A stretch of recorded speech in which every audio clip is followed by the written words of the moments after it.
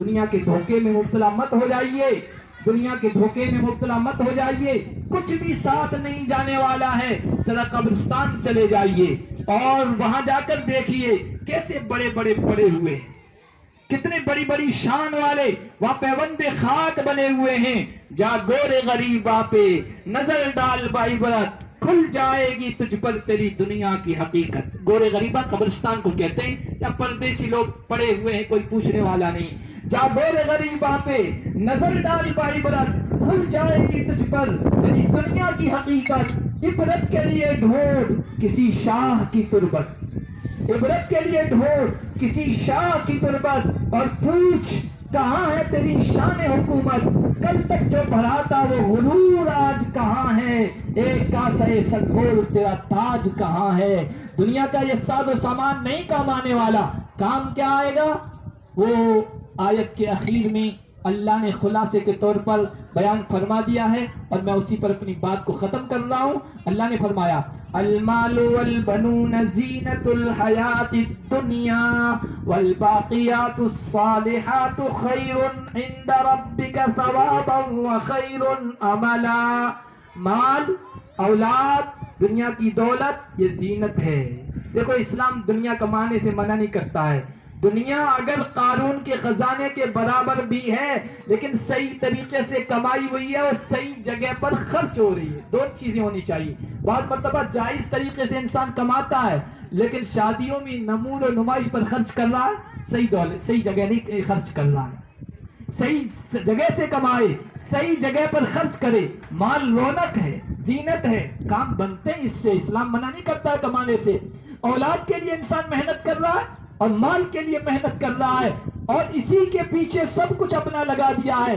جو کام آنے والی چیزیں قبر میں، برزخ میں، حشر میں اور جنت تک پہنچانے والی ہے، اس کے پیچھے اپنی محنت نہیں لگا رہا ہے۔ اللہ نے کہا مال بھی محنت کرو، اس میں اولاد کے لیے بھی جد و جہد کرو، لیکن کام آنے والی چیز جو ہے والباقیات الصالحات، جو نیک عمل باقی رہنے والے ہیں، قبر تک اور آگے تک کام دیں گے، وہ ہے الباقیات الصالحات۔ الباقیات الصالحات میں کیا ہے؟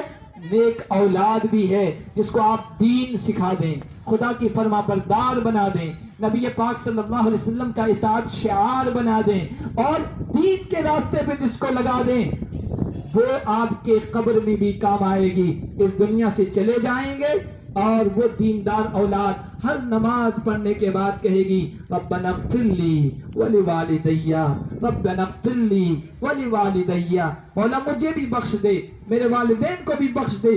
حضور نے فرمایا کہ ایک آدمی اس دنیا سے چلا گیا، اس دنیا سے چلے جانے کے بعد اس کے مقام اور اس کے مرتبے کو بلند کیا جاتا ہے۔ وہ کہتا ہے یہ کیا معاملہ پیش آیا، میرا مقام مرتبہ بلند کر دیا گیا۔ باستغفاری کا ولدی کا لگا، باستغفاری ولدی کا لگا، بھائی تو نے اپنی اولاد کو نیک بنایا تھا، آج تیری اولاد نے کچھ قرآن پڑھ کے کچھ دعا کی ہے، اور اس کی بدولت تیرا یہ مرتبہ درجہ بلند کیا جا رہا ہے۔ نیک اولاد بھی باقیات الصالحات ہیں۔ اللہ جسے کہہ رہا ہے اس کو حاصل کرو، اور 5 وقت کی نماز، حضرت عبداللہ بن عباس کہتے ہیں الباقیات الصالحات، جس کی طرف ترغیب دے رہا ہے، اللہ شوق دلا رہا ہے، 5 وقتہ نماز بھی اس میں مراد ہے۔ اس لیے عزم کریں، نیت کریں کہ انشاءاللہ 5 وقتہ نماز ہم ادا کر رہے ہیں تو پابندی کریں گے، اور ابھی ادا نہیں کر رہے ہیں تو انشاءاللہ آج سے ظہر سے شروع کر دیں گے۔ سب عزم و ارادہ کرتے ہیں۔ اللہ تعالی ہم سب کو توفیق عطا فرمائے، اللہ تعالی اس ادارے کو قبول فرمائے۔ ادارے کے بچوں نے اتنا بہترین پروگرام پیش کیا، اساتذہ کی محنت ہے، اور آپ جو کچھ مال اس ادارے پہ لگا رہے ہیں، آپ دیکھیے یہ آپ کے لیے صدقہ جاریہ کے طور پر چلتا رہے گا۔ اس دنیا سے چلے جائیں گے، 100 روپے لگائے، 500 روپے لگائے، انشاءاللہ یہ سیونگ کھاتا ہے، اس میں سب کچھ محفوظ ہو رہا ہے۔